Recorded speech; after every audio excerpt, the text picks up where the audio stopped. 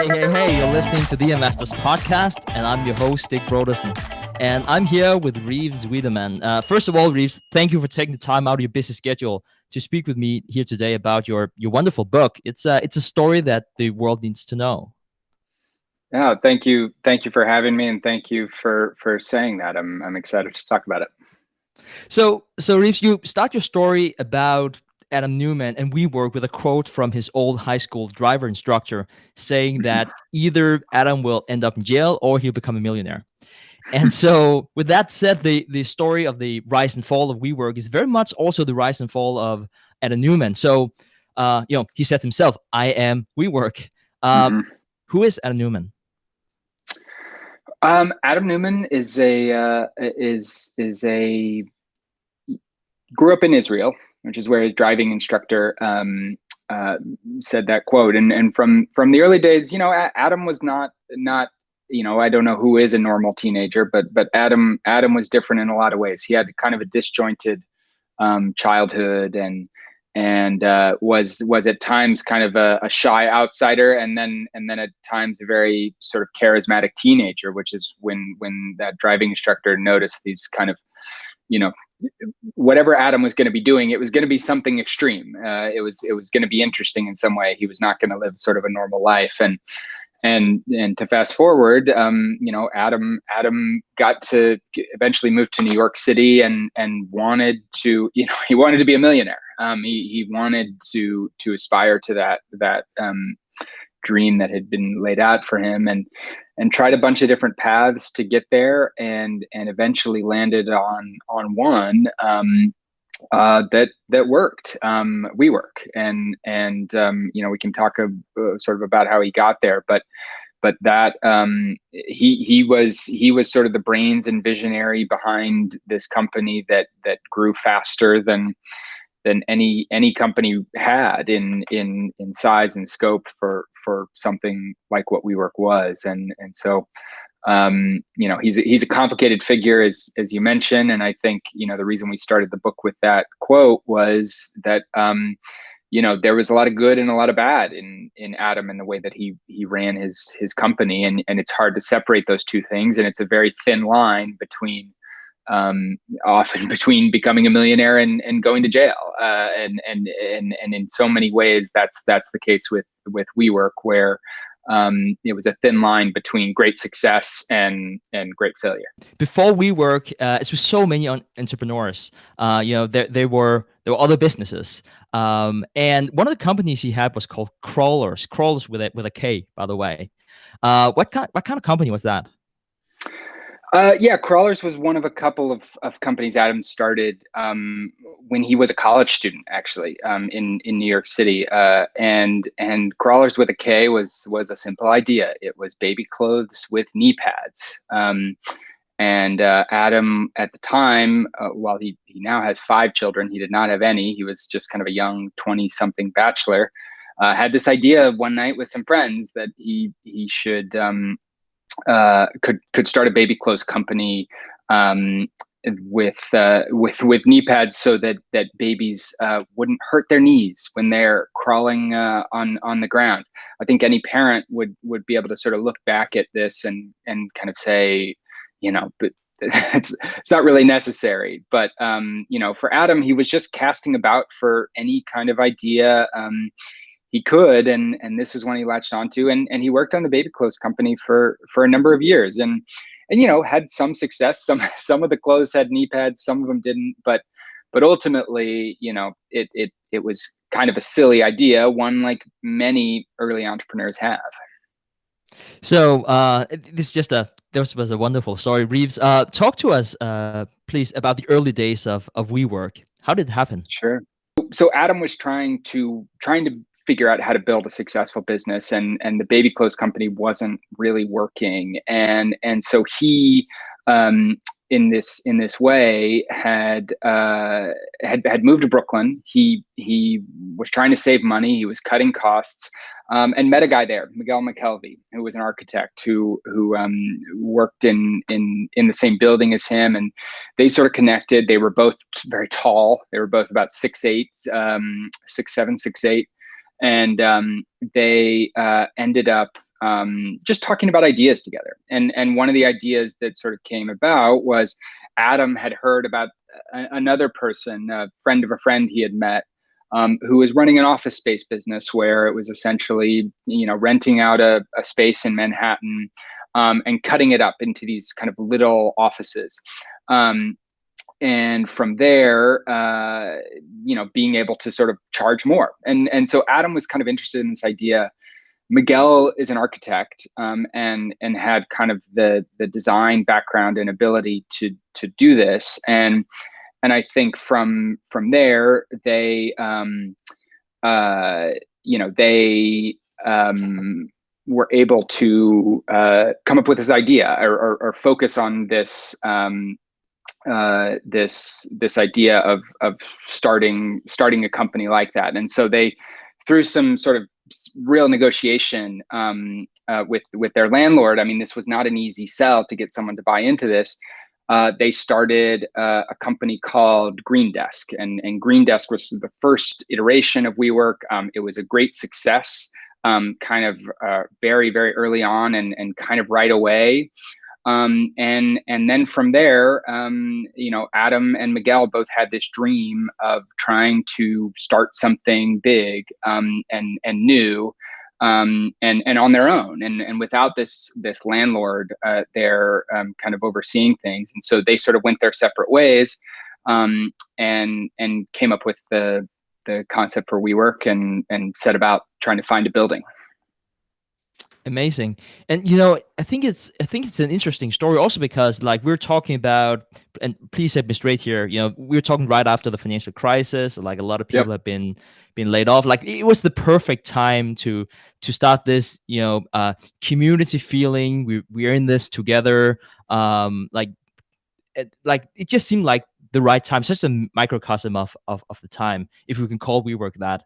Yeah, But totally. Yeah. yeah, and if we can say a lot of people double down on Adam Neumann this point in time. We have Schreibner, one of the I think he counts himself as one of the co-founders, Mm-hmm. who agreed to a post valuation of $45 million at a time where they more or less had nothing. Yeah. they, Yeah. they had a good idea, and he counted for a third of it. I don't think he actually ever came up with those 15 million. I don't think he put in all the cash, but he was definitely a very important part of this beginning. And you had a lot of people doubling down on Adam Neumann at this point in time, not just him. Perhaps one person more than anyone else, because at this point in time, Adam Neumann has just been on his first date with his later wife, Rebecca Petrol. Mm-hmm. Could you please talk to us about the first meeting? It's sort of like an iconic meeting they had, and the role that she would play, not just in Adam's life, but also in the creation of WeWork. Yeah, the first date is sort of canonical in the mythology of WeWork and Adam Neumann. He was this kind of playboy, 20-something New Yorker running a baby clothes business, just trying to become rich. And he met Rebecca through a friend. And as they liked to tell over and over again, on their first date, Rebecca told him he was full of shit, and that they.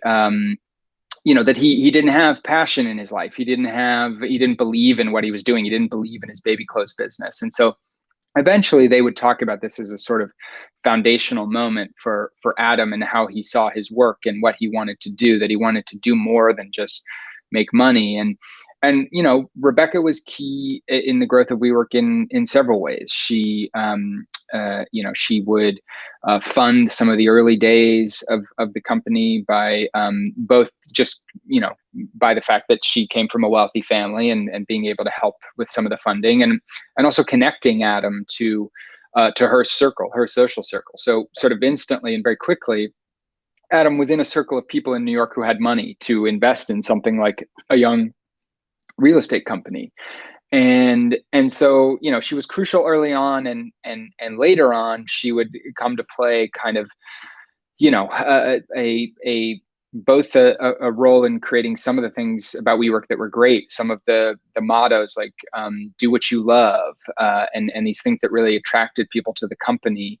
And then in many ways, as you can imagine, with a a founder's partner being involved in the business, that produced a lot of problems and chaos as well.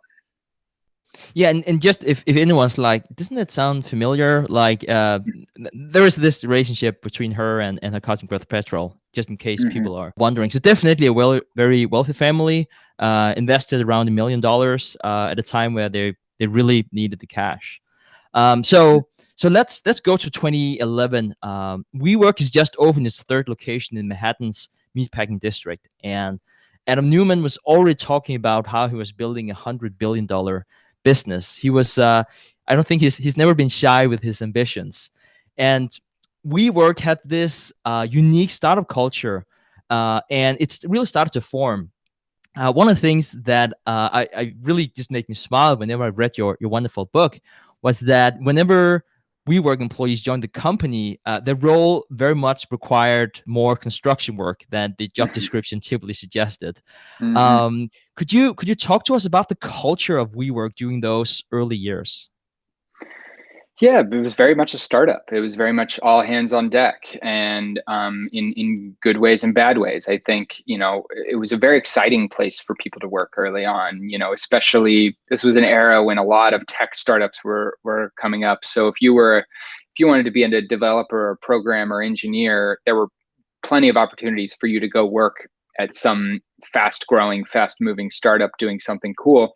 WeWork was a place for people who didn't necessarily have those skills. It was a lot of designers, it was a lot of operations kind of people, and it was frankly just a lot of recent college grads who were smart and ambitious and didn't know exactly what they wanted to do, but this sounded like a cool company to work for. And so those early days were a lot of 9 to 5 doing your job, and then at night you're staying in the office, drinking with your friends who are your coworkers, and painting a new WeWork space. That it was a lot of kind of all these different things, everyone doing everything kind of all together. And I think especially early on, there would be frustrations later. Adam made a lot of promises about how rich everyone was going to get from their stock options and things like that obviously didn't pan out. But for a lot of people early on, it was the most fun they'd ever had working at a job.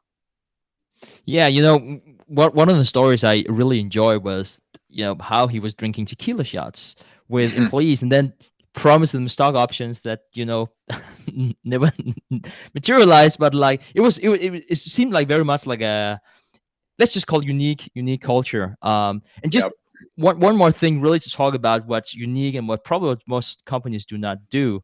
Could you talk about the summer camps, because they were famous is probably not the right. Let's just call it infamous instead. They were a special event. Could you please talk to our audience about that? Yeah, early on, I think around 2012, WeWork started holding these annual summer camps, which were for both employees and people who worked at WeWorks, and at least at the beginning. And it was literally a summer camp in upstate New York, a few hours outside of New York City. They brought people there to do archery and go swimming and canoeing and do a lot of drinking. And essentially these became big parties. They were meant to be, sort of community bonding events, but in so many ways community bonding at WeWork meant drinking. And it was, there were not a lot of other opportunities for building community, and that was kind of the default way of doing it. And summer camp was this just sort of the biggest example of that, and it grew every year that they did it. And just while early on it was a really fun weekend for everyone, it eventually, for a company that has a lot of liabilities and has a bunch of its employees at a summer camp drinking a lot of alcohol, problems can emerge, and that was certainly the case as the event got bigger and bigger and the company got bigger and bigger. Yeah, and I was trying to, as I was reading the book, I was trying to envision like how it would look like. I don't think I really understood it before I was watching this Hulu documentary. Mm. There's a wonderful documentary out there, and like they have recordings from those events, Hmm. and I don't know, it was a lot crazier than I thought, and I think you it's explained it pretty well that it was pretty crazy already. Like it was absolutely madness. Yeah, this was not a quiet company holiday party. This was a full out rager. Right. So let's go to March 1st, 2012. WeWork rented a nightclub, obviously, on the Lower East Side called the Box, and Adam Neumann unveils his vision of WeWork being the first physical social network. And so, from a marketing perspective, this sort of made sense because if you were a real estate dude, you could perhaps convince investors to value your company at 5 times revenue. But if you're a tech valuation promising exponential growth, you could command a much higher valuation. And WeWork caught the attention of the reputable Silicon Valley venture capital company Benchmark. This is a company that previously invested in eBay, and they sort of like saw something there because even though that the sustained revenue growth weren't apparent, which was also the case with eBay in the early days, like they had this really strong community around them. They had to count for something. The benchmark investment became very important for Adam Neumann and WeWork. Why was that? It really established the company as a serious player, and before that, Adam had gotten money from friends of friends, and it wasn't until Benchmark came in and gave sort of its stamp of approval on the company that people had to take it seriously, and in particular had to take it seriously as something other than a real estate company, because Benchmark, as you mentioned, was a tech investor. They had this famously great bet on eBay, and they were invested in Uber and Snapchat and these kinds of companies. They didn't invest in real estate companies, and there was some resistance from the Benchmark side is this really the kind of company we want to work, that we want to invest in? But once they did, it gave WeWork this sense about it that they were a tech company in some ways, and they were, if not explicitly a tech company, they were part of what at the time was just the booming tech startup industry. So I think the money was crucial, but just as crucial, if not more so, for WeWork was who Benchmark was, and being able to say that these types of investors were investing in WeWork. Yeah, and we talk a lot about Adam Neumann. I don't think we more or less have talked about Miguel. His co-founder. Mm-hmm. And it might surprise a bunch of people. Well, I think Adam was definitely a lot more charismatic, but also because with this deal, the ownership structure was skewed because Miguel wanted this deal probably more than Adam. He wasn't really happy about the valuation, and so they made this deal where, and please correct me if I'm wrong, I want to say around $100 million. Whenever they reached that point in terms of valuation, some of the Mm-hmm. ownership was skewed towards Adam, and also because at this point in time, Miguel sort of he saw the writing on the wall, like he was tying himself to this Adam Neumann rocket ship. And even though he wasn't happy about everything that was going on, like he could see where this was going, like, and who was driving this Mm-hmm. ship. So I sort of like wanted to mention that. I think this was a crucial moment where both Adam and Miguel saw virtue in the deal in one way or another. But it was a moment where Miguel did feel strongly about the deal and doing it, and was willing to give up some power to his co-founder that would have consequences for years to come at WeWork. Yeah, and let's remember these are very early days. They have very little. They were making very little money. They made a $1.7 million profit in 2012, which was, by the way, the last profitable year in the company's history. So Mm-hmm. these were early days. It was incredible they could raise that the kind of money. And just a fun backstory. They at this point in time they had a 16-year-old kid who was director of IT. Mm-hmm. Talk about being a tech company, right? And so it Mm-hmm. was it was it was Mm-hmm. all marketing. It was just incredible. But let's fast forward to 2014. So WeWork has secured a private post valuation of $5 billion, and it might be a little surprising to learn that WeWork had only 2 dozens of spaces producing close to $150 million in revenue, because a far higher valuation. They had a far higher valuation that, say, International Workplace Group They brought in $2 billion in revenue. They showed a profit, and they had more than 2,000 locations. So we have a lot of investors out there, and they might be like, this makes no sense. How can that be worth $5 billion? So let Mm-hmm. me throw that over to you, Reeves. What was going on? I think you have to think about WeWork within the broader context of where this was all happening and when this was all happening. And this was an era where companies were becoming bigger and bigger and bigger and very fast. And these were not, these were not no longer sort of companies that were growing slowly and responsibly. Like the sort of ethos of the era was to grow as fast as you could, as big as you could. And once you did that, you could figure out how to make a sustainable business out of it. That was sort of the idea behind WeWork, is that we can, if we funnel enough money into this company, that they will kind of be able to grow big enough to sort of figure out a new way of operating a real estate business that allows you to make more money. What actually separated WeWork from IWG and other competitors like it?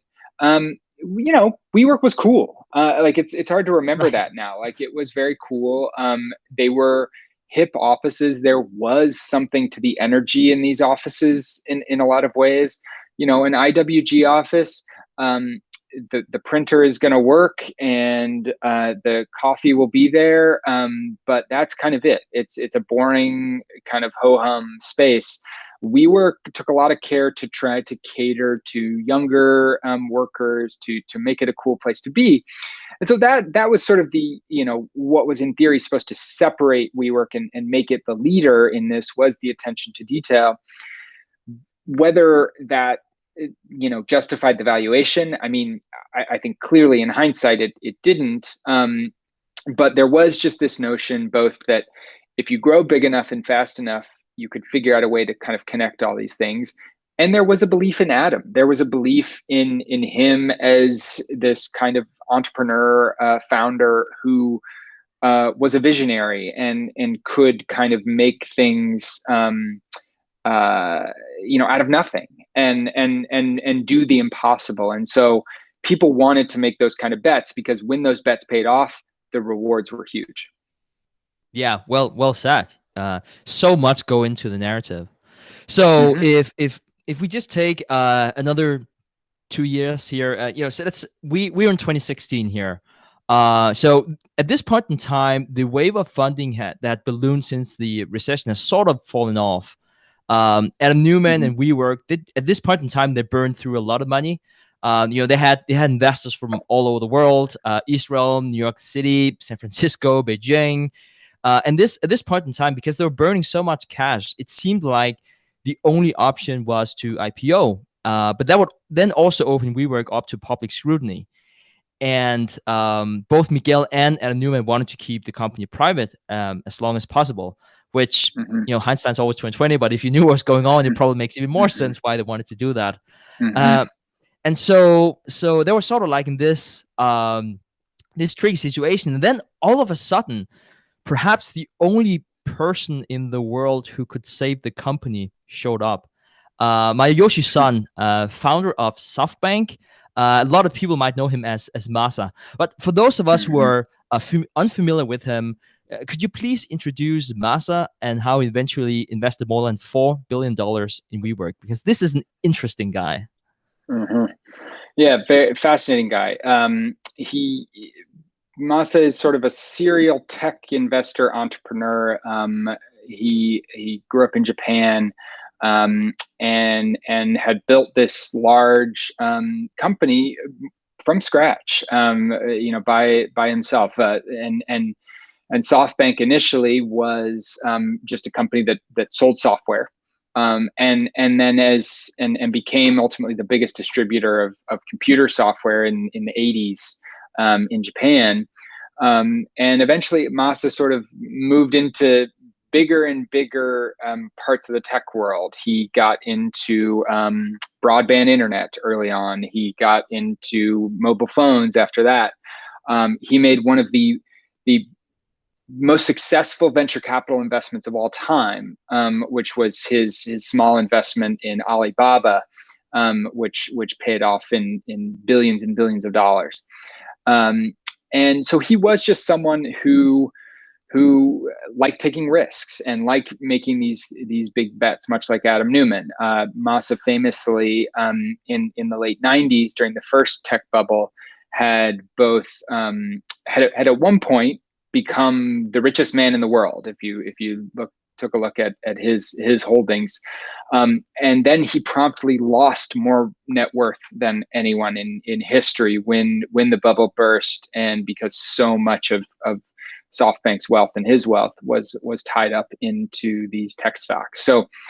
So he was just this kind of person who liked to dream big and think big, and that is kind of one of the main reasons that when he met Adam Neumann, he and Adam connected in a way that Masa liked to connect with the founders that he invested in. There was a lot of things in this story that really made me smile, and I think that Masa wanted Adam Neumann to be crazier and then more ambitious. I really liked. It takes one to know one. So, I wanted to mention that. But then one funny story is the story about the digital napkin. I'm like that's I'm sure it's gonna hit home with our audience. Could you just briefly go over that story? It's just a wonderful story about these two characters. Yeah, I mean, so they were WeWork and Softbank had been discussing a potential investment. Masa was at the time investing the $100 billion vision fund that he had raised, and WeWork was a potential bet to place. And the story as it goes, which the account from all sides is that it's true, is Masa showed up at WeWork headquarters one day for a tour to meet Adam, to kind of get a look at what WeWork looks like. It was supposed to be a couple hours long meeting. Masa was late. He actually ended up meeting with Donald Trump in New York at that day, who was the newly elected president of the United States. And by the time Masa got to WeWork headquarters, he only had 12 minutes to go on a tour, is what he told Adam. It was basically, you got 12 minutes, sell me. They went on a tour. Masa said he had to go, told Adam to join him in his car as he drove to his next meeting. And basically right there on an iPad, they drew up an investment that ended up being $4.4 billion. And those were the numbers that they were talking about right there, that Masa and Adam, I mean, that's not a legal document, but it's better than a handshake agreement that these two men had come to for $4 billion over half an hour. Wow, that's unbelievable. Yeah. So Reeves, SoftBank's investment was officially announced in August 2017, and that took WeWork's valuation from $17 to $20 billion. Perhaps the biggest winner was Adam Neumann. He cashed out $368 million, nearly 3 times as much as every other WeWork employee was able to cash out combined. Some of that money was earmarked for the more lavish lifestyle that he and Rebecca was living. Something that might sound a little odd, because at the same time they were talking about living an asset-light lifestyle and being hippies living off the land, as Rebecca phrased it. Could you talk to us? How did the Neumanns live? They had a very asset-heavy lifestyle, to put a point on it.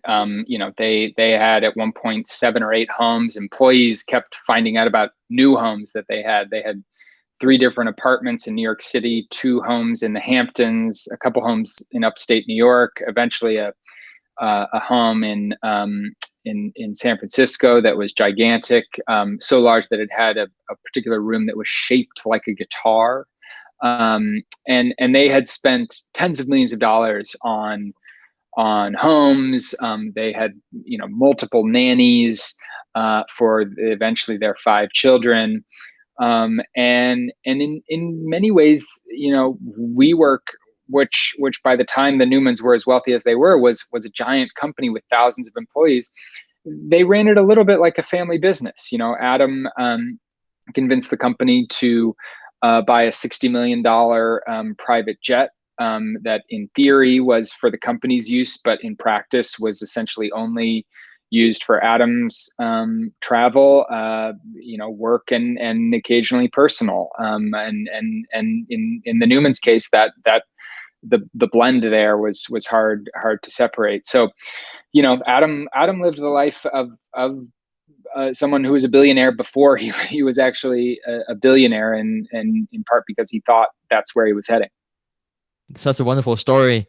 As you were saying, it was a, let's just call it a somewhat lavish lifestyle. And Mm-hmm. keep in mind that in 2018, WeWork was on pace to lose almost $2 billion, and it was already running low on cash, despite raising more than $5 billion since 2015, when Neumann said that WeWork wouldn't need any more private investment. One of the inventions to manipulate investors, if we can be as candid as that, was to create a new metric that he called community adjusted EBITDA. Mm-hmm. So, for instance, in 2017, it turned a loss from $933 million into a profit of $233 million. What is a community adjusted EBITDA? I never heard that before. It sounds interesting. Neither had anyone else when WeWork announced it. Essentially, what community adjusted EBITDA tried to do was to make the case that when after WeWork opened a new building, and got it to a point where it was operating, as it would, which was a period of sort of 18 months to 2 years after opening a building. Their point was that you need to factor out all the money we're spending on free rent that we're giving to people, on to get them into the building, on broader marketing expenses, on the construction, on things like that they argued would go away over time. And so the better way to think about how much money the company was actually making was through this metric. There were two problems with it. One, the name was bad, and the name kind of, seemed cheeky and sort of fed into the notion that this was not a serious company in a lot of ways. And then the other problem with it was that those costs weren't going to go away. Some of them would obviously diminish over time, but this was sort of a metric that imagined a kind of pie in the sky scenario where the marketing costs of needing to fill a building with people were going to just completely disappear at a certain point, and that just wasn't the reality of the way that WeWork's business worked. So, Reeves, in April 2019, and this was just a few months before all came crashing down, you met Adam Neumann in person. And, whenever you're reading Billion Dollar Loser, it's easy to make fun of his lofty goals. And, we also have to remember that the difference between being a visionary leader and a leader having visions, that's often Mm-hmm. just success. Think about if we had Steve Jobs and he was saying everything he did and it didn't succeed, Mm-hmm. if we just make that thought experiment. But keeping that in mind, do you think that Adam Neumann was a true believer in his lofty goals, or whenever you met him, do you instead think that he played like a long con, knowing that he could continue to sell out his shares with each round of funding, making himself a multimillionaire and then turn a billionaire if he just kept up appearances? I think it was a little bit of both. I think Adam believed what he was selling at WeWork. He believed that the spaces were communities that made people's days better. He believed that his company was making the world better. He believed that he was making the world better.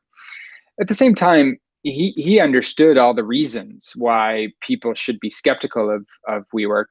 And he was very good at telling an alternate story. He was very good at telling the version of the story where this was something other than a real estate company, where this was the free coffee and all the cool people and the beer taps were not just decoration, but they were actually part of building something that was a new way of thinking about real estate and a new way of thinking about the way that we work. And he told that story, and I think he believed it. Now, did he believe that his company in a rational world was worth as much as some people were willing to say that it was? I think to some degree he did. To some degree, he thought it should be, it should be even bigger. But he also knew he was selling a story, and would often say that that was the key to selling WeWork. Interesting. It's so interesting. You had a chance to meet him just before. Mm-hmm. Mm-hmm. So let's go to the second week of May here in 2019. So this is a few Sure. days before Uber listed its shares at a $70 billion valuation. Goldman Sachs gave its presentation to WeWork with a valuation of $96 billion. Wow, there's a lot of B's in this question. And they were Uh-huh. reading, at this point in time, they were calling WeWork to be the lead underwriter of this upcoming IPO. Goldman Sachs even had a slide called Your Path to $1 trillion. Then they were comparing WeWork with Salesforce, Alibaba, Google, and Amazon with this ego boosting modifier, you are scaling faster. Which Mm-hmm. is kind of interesting because this was a real estate company that, by definition, had a harder time scaling. Real estate is already a fragmented industry compared to something like Google, for instance, that's very scalable.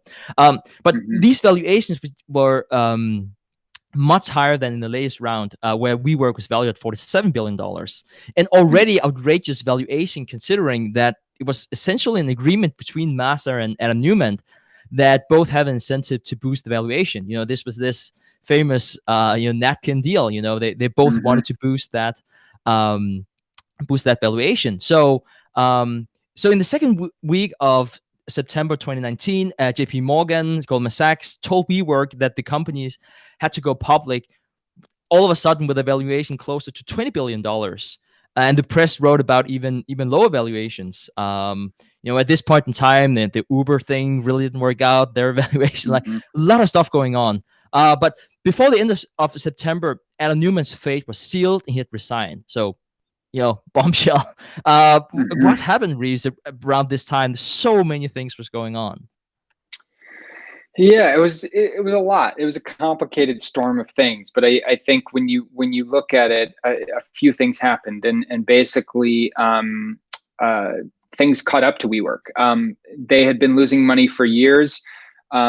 Eventually, they were losing $2 billion a year, as you noted, and suddenly that was a lot of money, and there were other companies that were losing lots of money, and were being given the benefit of the doubt, and maybe WeWork could have survived that. But at the same time that this was happening, the public was learning all about Adam Neumann and learning all about the stranger parts of this company, and the strange way that Masayoshi Son was propping up the company. All of the stories about the drinking and the partying and the weirder parts of WeWork's business. We Grow, the elementary school that they started. We Live, the apartment buildings. The way Adam Neumann talked about WeWork as an agent that was going to change the world. And so all of these things sort of came out in WeWork's S1 document, this document that is eventually released to the public as part of any kind of IPO. And in that document, all that stuff was sort of became clear, and in the coverage about it, there were all these conflicts of interest in the document. Adam and his family, Rebecca as well, were being given a huge amount of control over the company, and I think that just kind of gave this impression that this company was not serious, that it was not that it was not actually what it was selling to the world, and the stock market and in the major investors who drive the stock market weren't willing to take a risk on it, and when that happened, it became clear to even Adam Neumann's biggest backers that the only way forward for the company was without Adam, and he was sort of pushed. Basically, a coup was staged, and he was pushed out of his own company. So Reeves, what was the deal? I know I'm sort of like putting you a bit on the spot here, and it's not Mhm. we don't need not necessarily accurate numbers because I think a lot of it Sure. is sort of like unraveling these days as we're recording this. This is the 9th of July, but like some information come out later, also after the publication of your book. Like, Yeah. what was the deal that he signed whenever he was ousted? Yeah, well, he signed a deal at the time that was going to allow him to sell roughly $1 billion of his own stock. In addition, he was going to be able to get some loans paid back, hundreds of millions of dollars of loans that he had taken out. He was going to be paid a $185 million consulting fee for several years, which was particularly galling to a lot of people. And all of this just to get him to leave, to get him to leave his own company. All those amounts have sort of been subject to various sort of legal back and forth over the past year and a half, and it now looks like Adam's going to end up getting about half that, and which is, is not the billion he thought he was going to get, but is also not nothing. And I think in that sense, it's hard to look at Adam Neumann's story as a failure. In fact, for him personally, he's become wealthier than he ever could have imagined. Yeah, so where does this all of this leave Adam Newman Hmm. today? Where does this leave WeWork? Yeah, well, their stories are now obviously connected, but different. And for Adam, he's mostly been laying low. He hasn't really talked publicly about anything since leaving the company. He's been quietly making investments, a lot of them in the real estate world, a lot in the residential real estate world. So he seems to think that may be the kind of area that he wants to try to disrupt next. And I think in a lot of ways, he is just the kind of person who investors are going to be willing to put money behind, because he is that sort of ambitious, visionary entrepreneur. For WeWork, the pandemic was not great for an office leasing company of any kind. They struggled a lot through this. It did give them a chance to sort of reset things, and the thing they're now pitching to the world is the flexibility that WeWork offers. It is a company that what they offer is different kinds of office space in different sizes and shapes. And their bet is that people now, after the pandemic, will want a variety of options. That you may not want all your employees coming to one central office all the time. Maybe all you need is a couple of WeWorks. And so that's the bet they're making. I think it's going to be a hard one to pull off, but that's the one they're going to try to make in our post-pandemic world.